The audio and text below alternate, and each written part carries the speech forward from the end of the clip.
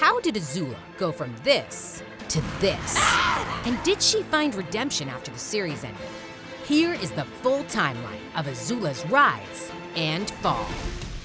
To understand this moment, we have to start at the very beginning, with Azula's childhood. Everything always came easy to her.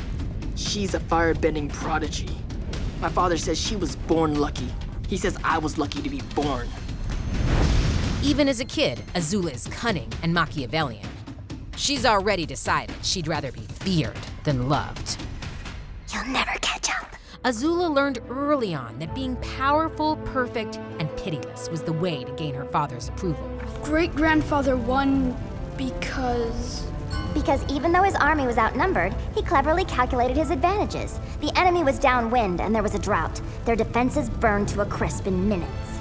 Correct, my dear. So she uses the same tactics to get her mother's attention. Burning flowers, dolls, and her brother. It's time for a talk. Ursa's scolding only fuels Azula's belief that her mother doesn't really love her.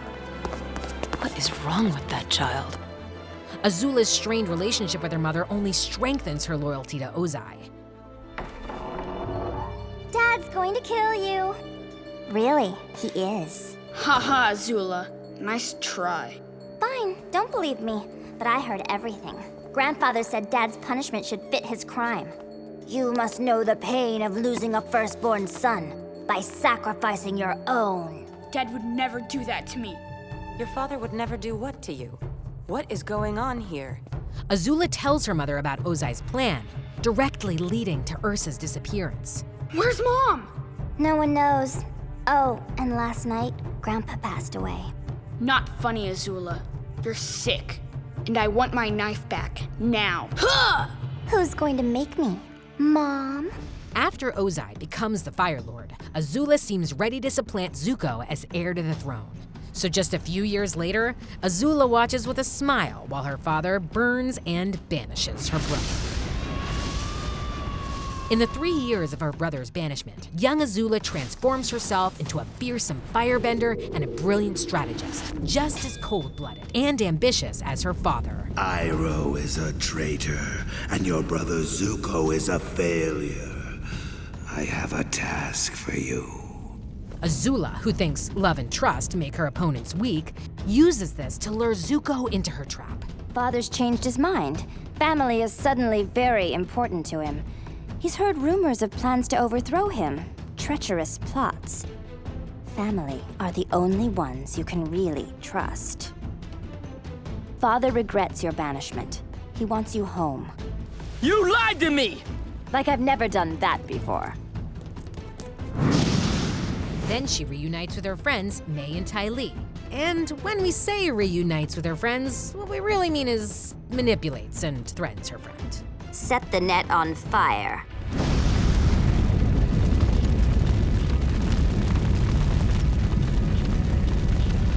The universe is giving me strong hints that it's time for a career change. I want to join you on your mission. When she finds out the Avatar's on the loose, she decides to do what Zuko couldn't. So we're tracking down your brother and uncle, huh? It'll be interesting seeing Zuko again, won't it, Mai? It's not just Zuko and Iroh anymore. We have a third target now. One-upping her brother isn't enough, so when she tracks the Avatar to Ba Sing Se, she does what even the brilliant General Iroh couldn't do. The Earth Kingdom will finally fall, and you can claim Ba Sing Se in the name of your father. We've done it, Zuko. It's taken 100 years, but the Fire Nation has conquered Ba Sing Se. Basically, Azula saw capturing the Avatar as just a side quest. And she decided to casually take over the Earth Kingdom too. You know, while she was in the neighborhood. That's how ambitious she is. What other members of her family spend years trying to accomplish, Azula sees as just a tiny step in an even bigger plan to consolidate her power. The fall of Ba Sing Se is Azula's mightiest moment, but it doesn't last. Before we dive into Azula's downfall, make sure you're subscribed and hit the notification bell so you never miss a new video. Okay, back to Azula. Don't let me interrupt your whatever it is you were doing. So after Azula conquers Ba Sing Se, she and Zuko return to the Fire Nation. Even though Zuko is restored as heir to the throne, let's be honest, Azula's still in charge, pulling all the strings. What could I possibly gain by letting you get all the glory for defeating the Avatar? Unless somehow the Avatar was actually alive. All that glory would suddenly turn to shame and foolishness. But you said yourself, that was impossible. Sleep well, Zuzu.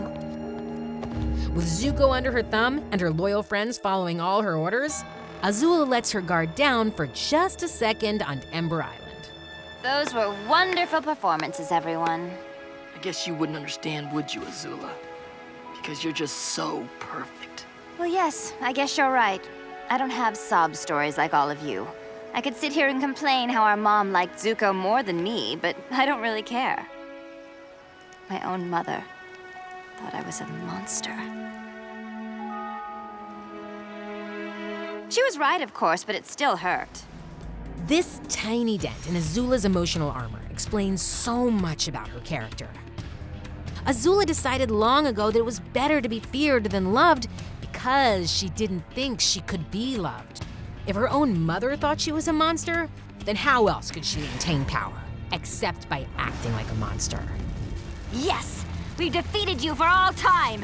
You will never rise from the ashes of your shame and humiliation! Azula finds out the limits of ruling through fear during her mission to the Boiling Rock.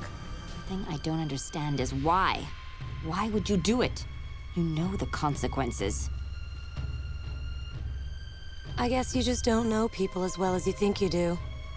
You miscalculated. I love Zuko more than I fear you. No, you miscalculated! You should have feared me more!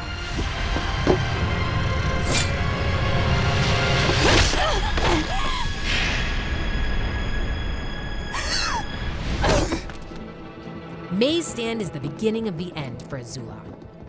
Without her friends, she turns to Ozai for approval.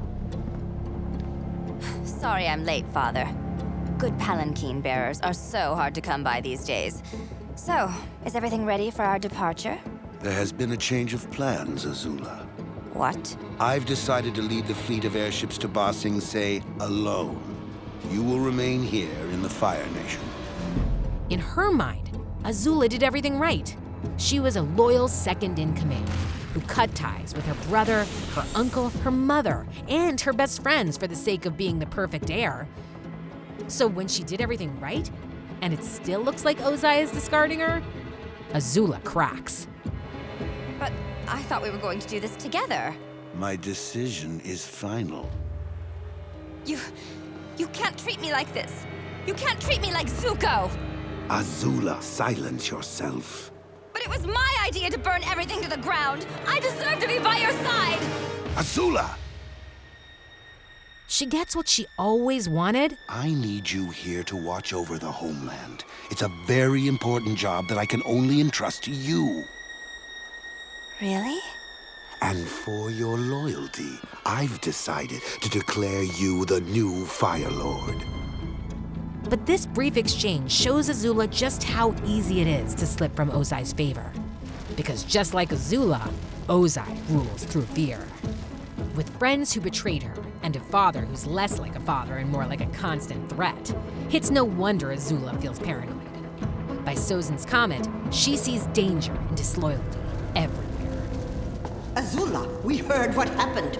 Why have you banished all your servants, all your Ty Lee agents, and the Imperial firebenders? None of them could be trusted. Sooner or later, they all would have betrayed me. Just like Mai and Ty Lee did. And that isn't all she sees.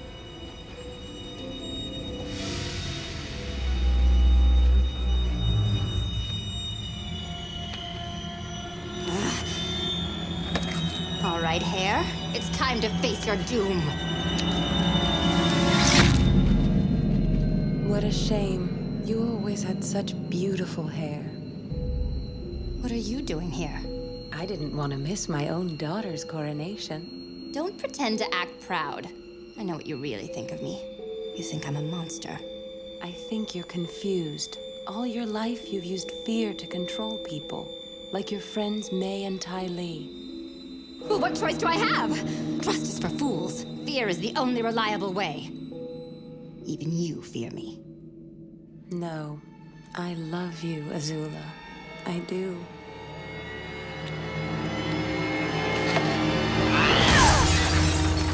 Azula is forced to face a hard truth that she still refuses to accept. If Ursa loves Azula, no matter what, then Azula has been wrong this whole time. She doesn't have to act like a monster to be powerful. She could be loved instead of feared, and love and trust are stronger than fear and manipulation. Hearing the truth breaks Azula.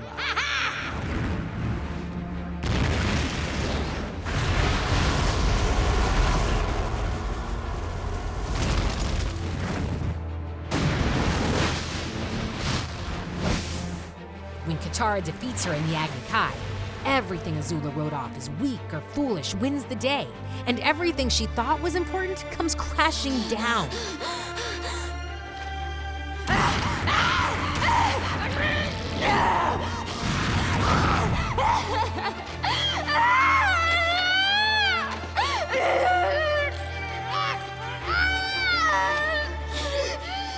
After losing the Agni Kai and her crown on the day of Sozin's Comet, Azula is institutionalized. A year later, Zuko visits her, asking her to talk to Ozai about Ursa's disappearance. She uses this opportunity to scheme her way into Zuko's mission to find their mother. The journey with Team Avatar is a tense one, and after leaping off Appa mid-flight, Azula has another hallucination of Ursa. Once again, this vision of her mother insists she loves her, an idea that Azula still can't bear to consider. The hallucinations continue, urging Azula to accept her mother's love and find her own destiny. Once Team Avatar finds Ursa in her new life, Azula confronts her mother, demanding to know why she wasn't worthy of Ursa's love. But just when it seems like Azula will finally embrace her mother, Zuko leaps in and Azula lashes out. She asks Zuko to give her the throne, begging to be rid of the nagging in her head. Zuko says the throne is his destiny, but he says that Azula has value as a person, not just as the Fire Lord. At that, Azula flees into the forest. While she's in hiding, Azula's hallucinations stop. She returns to the Fire Nation and takes on the image of a Kamuri Kagi. Dressed as these dark spirits, Azula and a group of her followers begin stirring up unrest in the capital. When Zuko unmasks her, Azula attacks. She reveals that she has decided on a new destiny. By creating chaos, she'll turn Zuko into a Fire Lord who rules through fear, just like Ozai and just like Azula herself. Relax, Fire Lord Zuko. Just let go. Give in to it. And much to his horror, Zuko realizes that trying to stop Azula has turned him into an authoritarian ruler, just like his father. At that, Azula vanishes in smoke. Once the princess of the Fire Nation, now Azula is a shadowy figure, haunting and haunted, planning her next move. There's no trace of Azula in the Legend of Korra, so that's all we know about her life so far. Do you think Azula could ever find redemption? Let us know in the comments and make sure to subscribe for more Avatar timelines. Now it's over.